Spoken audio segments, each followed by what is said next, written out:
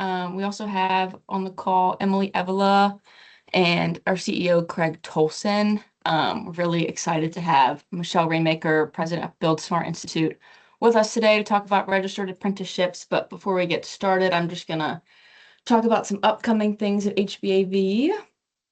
This is our second webinar this year with the goal of providing more education to our members. So thank you all for joining.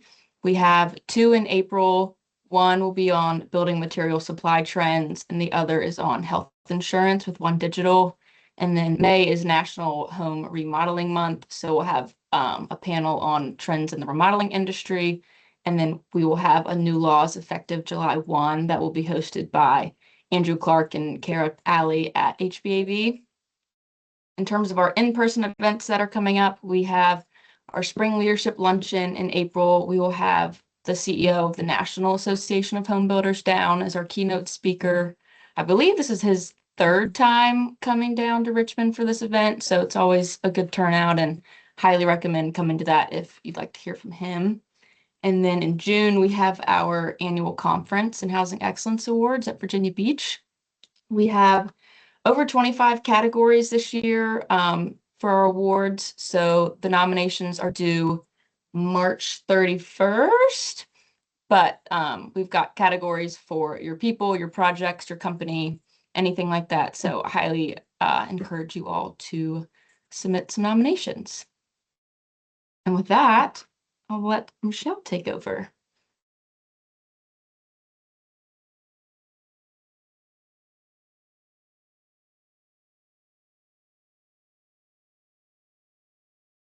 While Michelle is getting her slides up, I'm just going to say that Channing mentioned the Housing Excellence Awards, and one of our categories this year is trade contractor or supplier for builders.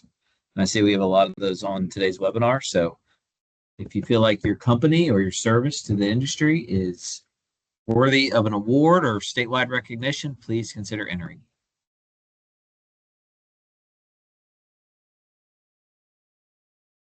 Michelle, you're muted.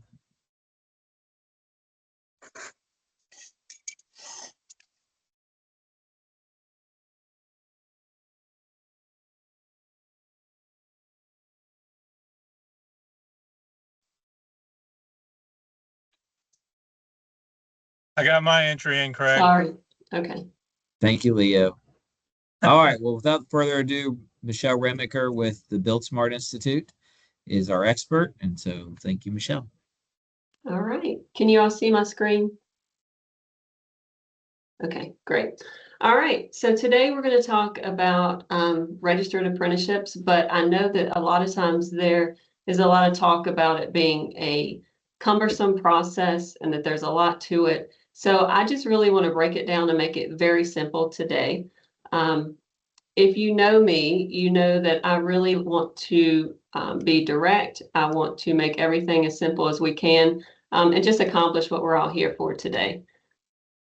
So just to give you a little bit of background about me so that you know why I'm even able to talk to you about this today. I am the president of Build Smart Institute.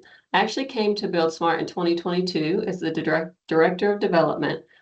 Build Smart is a school for construction. We do trades training, we do professional development, we do customized training. I became vice president within about a year, and about a year and a half later, I became president. Just a little bit more background about me. I grew up in construction. My dad has always been a Class A residential and commercial contractor. I spent way more time on the work sites than I probably should have.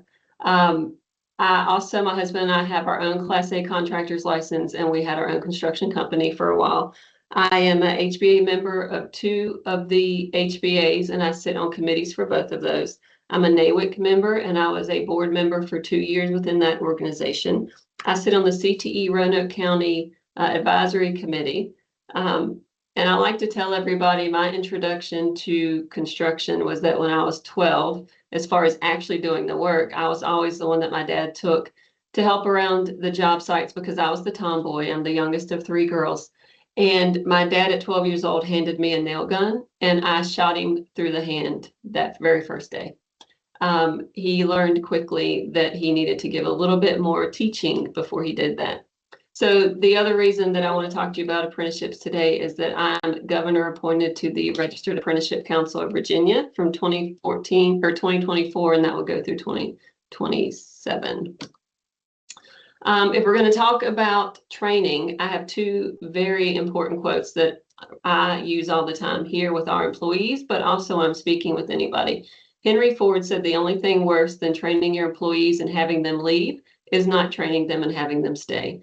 And I guess we all know who Henry Ford was. He founded the Ford Motor Company. He believed in training his employees, which also put him at the top of his field. And then the other one, Frank Bell, you may not know him. He was a POW. He established a secret training within the POW camp for language and teaching people to read and write in the different languages. And he says that the goal of education is understanding. The goal of training is performance, and apprenticeships actually hits both of those. You get educated so that you understand the process behind, but you also start performing better because you're trained. So here are some of the key components. And again, this is a lot of information on this slide, but we're going to break it down very simply. The components of registered apprenticeship, there's business involvement. That just means that they're employers that are the foundation of the apprenticeship program.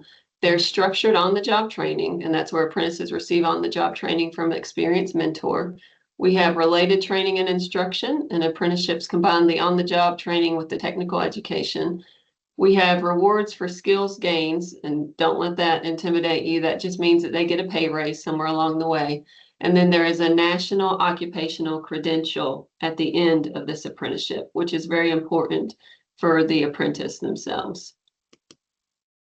So registered apprenticeships, here's the breakdown of it. These are the terms that we'll be talking about on the job training, commonly referred to as OJT. The related technical instruction, commonly referred to as RTI. The employer, which anyone within workforce development circles, they're referred to as the sponsor. And then the skilled worker is the journey worker. The two components that make up registered apprenticeships are on-the-job training and the related technical instruction. And that's really the two main parts that anyone has to worry about. The on-the-job training, apprentices are employees, and sometimes people get confused with this part. They are your employee just like anyone else. They're not an intern. You pay them wages. You would treat them as you treat any other employee. There's no difference. They are paired with a journey worker as a mentor. And I don't want that journey worker part to be intimidating either. Journey worker can also be a skilled employee that you've had on your team for a while that you trust to mentor the person below them. So they don't necessarily have to have that journey worker card. They do like it for plumbing and electrical, but for carpentry and many of the other apprenticeships, you do not have to have a journey worker card. For the on-the-job training, you have a minimum of 2,000 hours annually. That does not mean that your employee, that you can only do apprenticeships if your employee has to work those 2,000 hours each year. They can work more than that. They can work less than that. It just means that over the span of the apprenticeship, which is 4 years with construction, that they have 2,000 hours per year. So a minimum of 8,000 hours.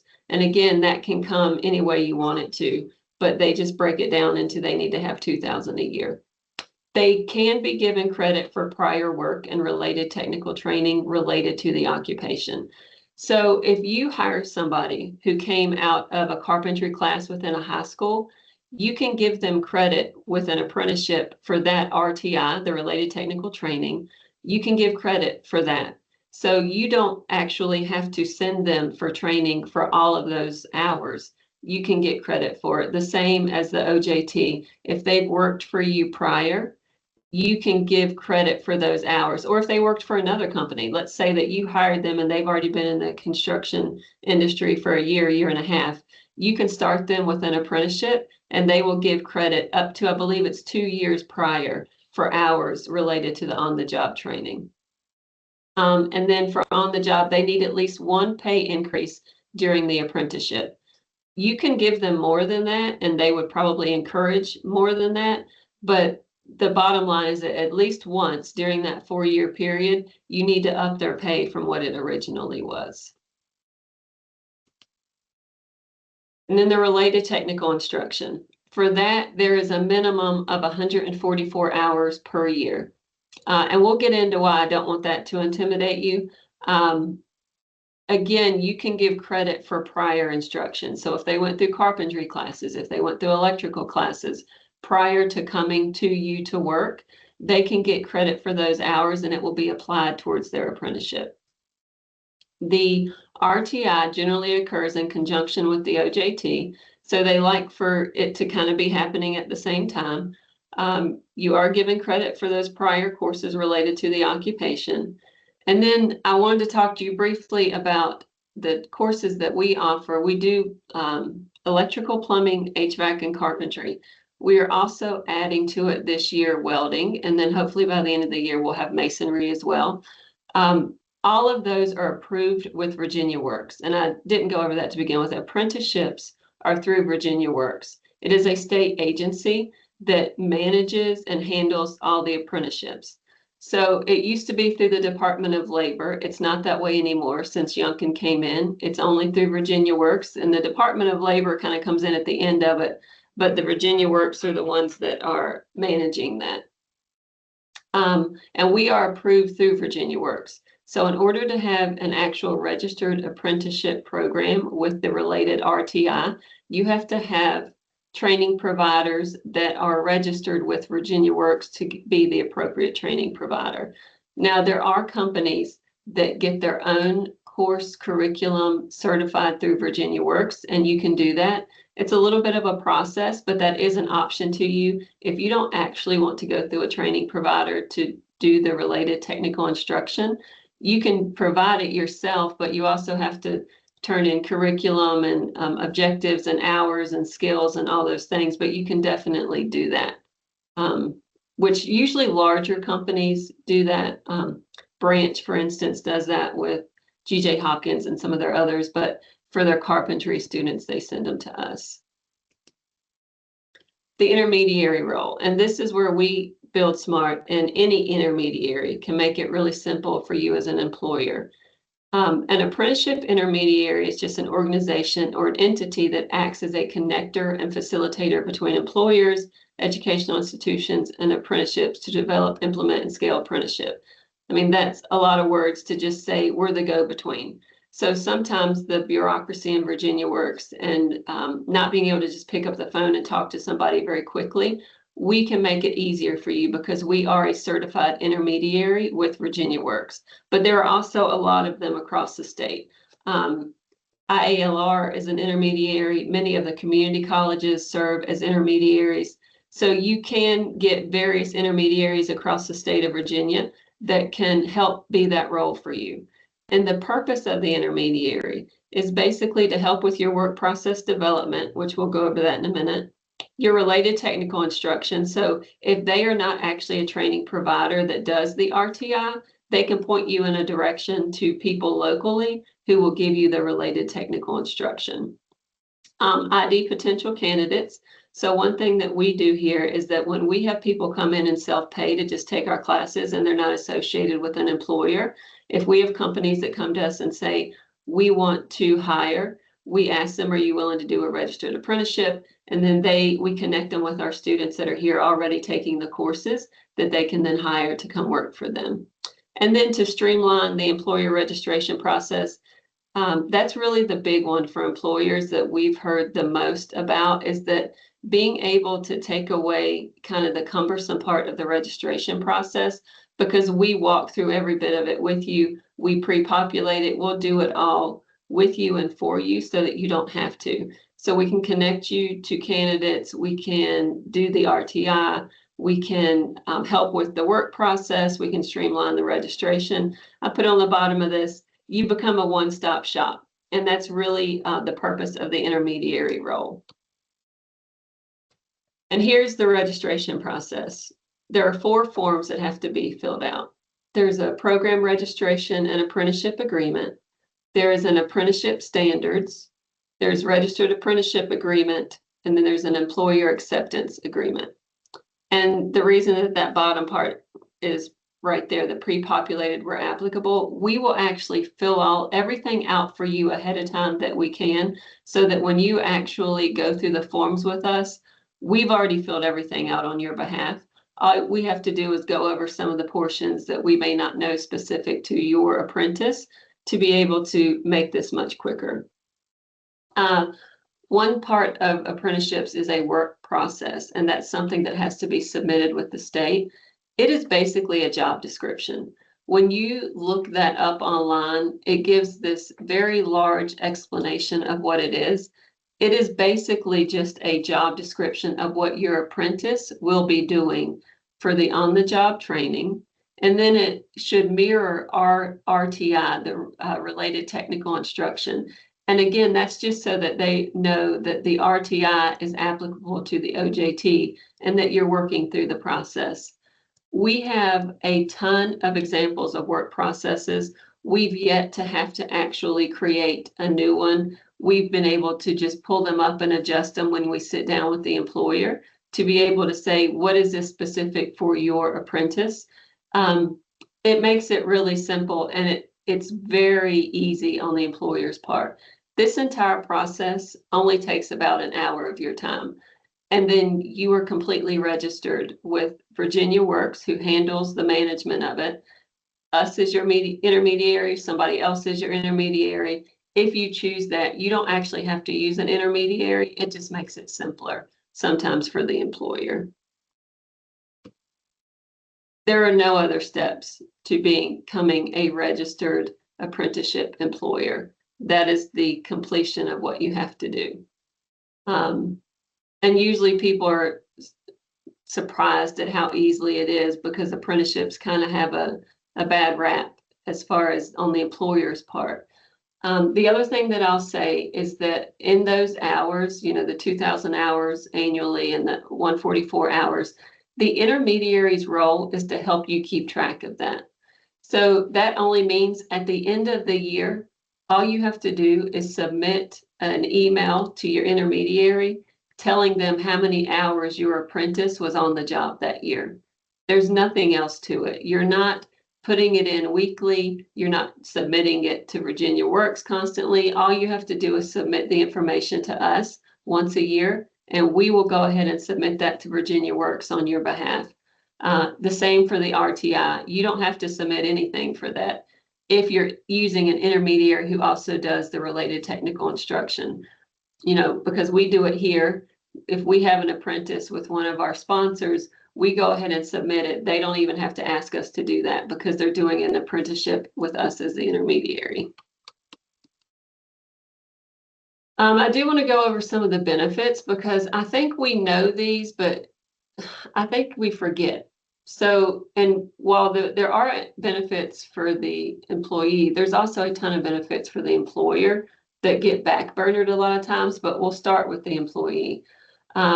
You get paid training. They get the paid training. They get career advancement opportunities. They get skill development, career security, and the journey worker card after the completion of the registered apprenticeship. This is actually a huge deal, and it's new to Youngkin's time as governor. If you go through an entire apprenticeship with Virginia Works, and that's a registered apprenticeship, and usually people use the term apprenticeship very loosely. In order to be able to have this benefit, it has to be a registered apprenticeship with Virginia Works. But if they complete those 4 years, they are automatically issued a journeyman's card at the end of it, and they do not have to sit for the test. And that is new, again, and a huge component of this registered apprenticeship program that you don't get any other way. Oh, the other thing I'll say for that the employee gets paid training, there are a lot of ways that employers can pay for that. So it's not that you have to come out of your budget each year. Virginia Works, if you go on their website, they have a ton of ways to try and help you pay for that so that you're not coming out with it. The other way is that the the workforce councils in your area, and it would benefit you as an employer to connect with whatever your workforce board is in your area. They have money for apprenticeships. So if you as an employer have a new hire that you want to send, or you have an incumbent worker, somebody that's worked for you for years, and you'd like to offer them a registered apprenticeship, Virginia works through their workforce boards. They will help you pay for those trainings. So that portion of it is not coming from you all.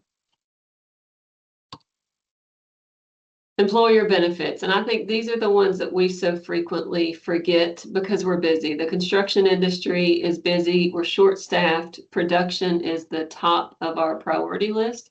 But in this case, studies over and over and over have proved that registered apprenticeships or any training with your employees improves productivity by about 25%, and that's according to Harvard Business School. And honestly, I would argue that it's higher than that with the people that we've worked with personally and the reports that we get from employers. I would say that number is actually probably low, that it's higher. You minimize liability costs through appropriate training. Again, that varies widely based on where you're looking. It can be as low as 20%. It can be as high as 70%. But the 70% one I thought was interesting.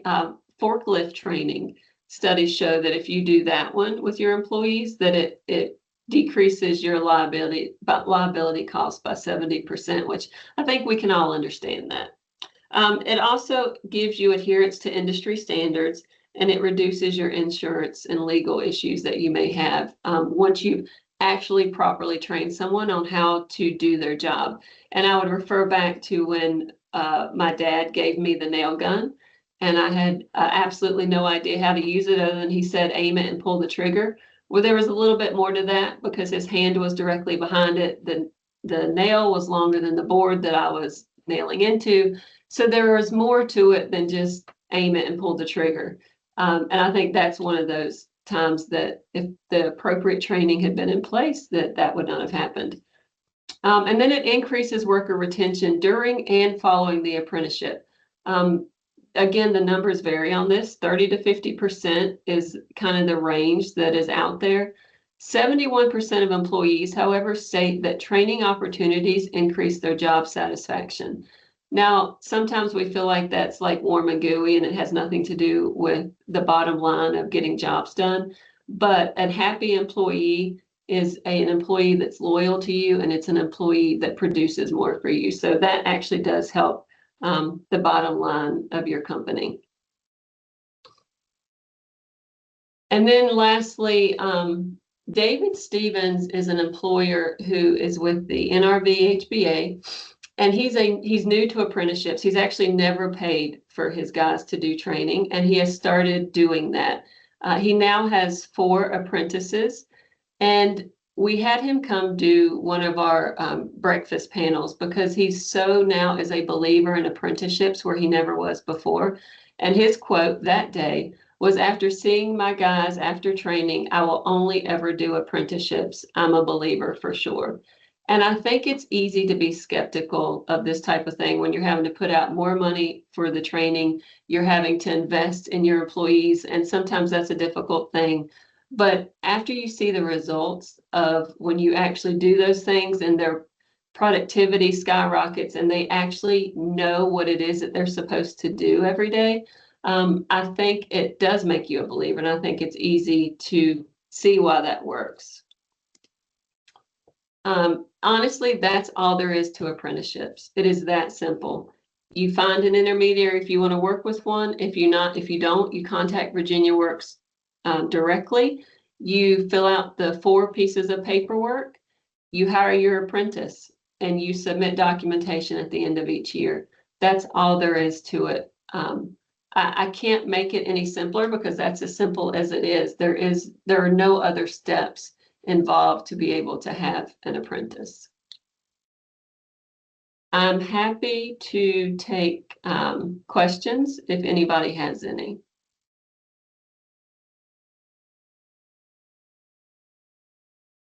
I have one. Okay. You said that the minimum number of hours was 2,000 a year. And basically, how does that fall in line since there are really only 2,080 hours available per year for companies that work 40 hours a week? And so if they miss you offer the basic holidays and things like that, and you're easily down to 1 week. And generally, people take time off, miss for sick and stuff like that. And so it's 2,000 hours available. So, how do you meet that 8,000 hours in 4 years if you typically only work 40 hours a week per year? Usually, what they have found is that most apprentices come in with a little bit of either something from high school or they worked for their uncle for a summer or that kind of thing. However, it may take a little bit longer than 4 years. The 4 years is not the requirement. The work hours are the requirement, meaning 8,000, and then the RTI total 144 for the 4 years. So those are the things that are required, but the hours can work out any way you make them work. It doesn't matter about the time, how many years it takes.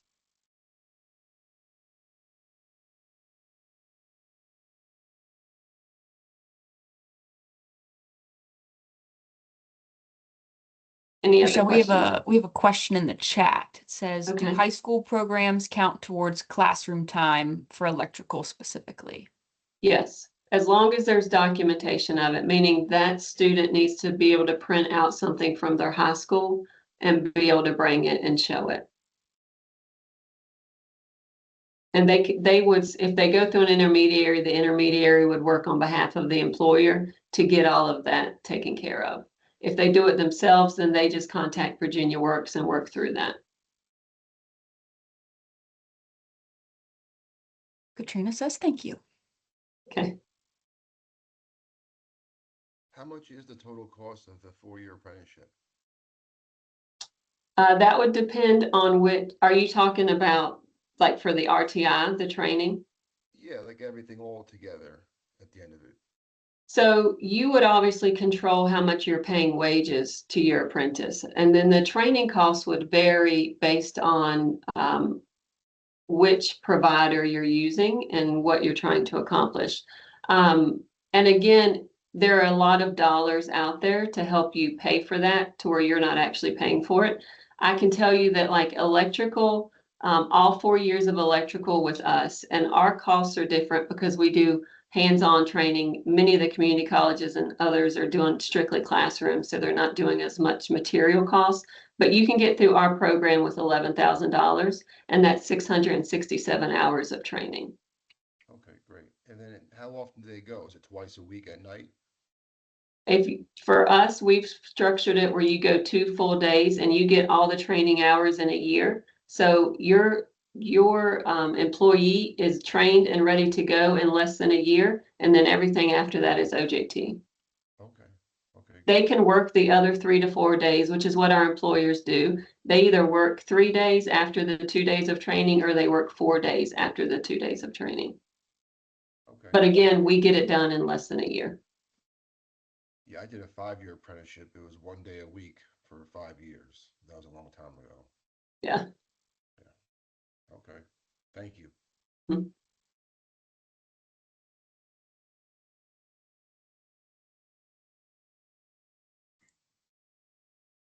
Michelle, I had a question. Yeah. Sorry. So for the uh what is it? The journey you said for plumbing and for electrical, they want the basically the supervisor or the mentor to have that journey worker card. Yeah. But that's Um, very much for like commercial. So okay, so that's more residentially, for commercial. Okay. yes, residentially, they're not as strict. Okay. And you know, like Davis-Bacon doesn't apply for residential, whereas it does for commercial and for bigger Okay. government jobs. So that's the reason. But honestly, like with carpentry, you can just have the years of experience. And even for electrical and plumbing, they will a lot of times accept the years of experience with being able to say, I've employed them, I know how good they are, and they'll let you go with that. Yeah.